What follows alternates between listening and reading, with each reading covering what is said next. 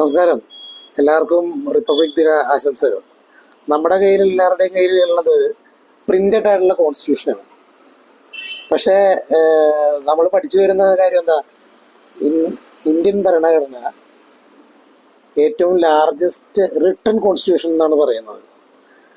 എന്തുകൊണ്ട് written constitution എന്ന് പറയുന്നത് എപ്പോഴെങ്കിലും ചിന്തിച്ചിട്ടുണ്ടോ? അതിൻ്റെ കാരണമുണ്ട്. നമ്മുടെ ഒറിജിനൽ സ്ക്രിപ്റ്റ്, അതായത് ഒറിജിനൽ ഇന്ത്യൻ കോൺസ്റ്റിറ്റ്യൂഷൻ കൈകൊണ്ട് എഴുതിയതാണ്. അത് എഴുതി, അതായത് അത്ര ഭംഗിയോടെ ഇംഗ്ലീഷിലും ഹിന്ദിയിലും എഴുതിയിരിക്കുന്നത് പ്രേം ബിഹാരി നാരായണ രാജദ എന്ന ആളാണ്. പിന്നെ അതിൻ്റെ ചുറ്റും നമ്മൾ ടെക്സ്റ്റ് ബുക്കിലൊക്കെ പണ്ട് കണ്ടിട്ടുണ്ടാവും, ഇന്ത്യൻ കോൺസ്റ്റിറ്റ്യൂഷൻ്റെ പ്രിയാമ്പിളിൻ്റെ ചുറ്റും ഇങ്ങനെ ഒരു ഫ്രെയിം വർക്കൊക്കെ ചെയ്ത് വളരെ മനോഹരമായിട്ട് ഫ്രെയിം വർക്ക് ചെയ്തിരിക്കുന്ന അത് നാഥ്ലാൽ ബോസ്, ബിഹോർ രാം മനോഹർ സിൻഹ, വസന്ത് കൃഷ്ണൻ വൈദ്യ എന്ന മിടുക്കരായ ആർട്ടിസ്റ്റുകളാണ്.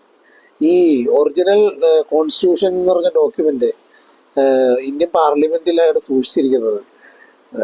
അത് ഒരു വല്ലാത്തൊരു കാര്യമാണ്. നമ്മളിപ്പോഴും പറയുമല്ലോ, ഇപ്പൊ റിട്ടേൺ കോൺസ്റ്റിറ്റ്യൂഷൻ ഇപ്പൊ മനസ്സിലായോ എന്തുകൊണ്ടാണ് ലാർജസ്റ്റ് റിട്ടേൺ കോൺസ്റ്റിറ്റ്യൂഷൻ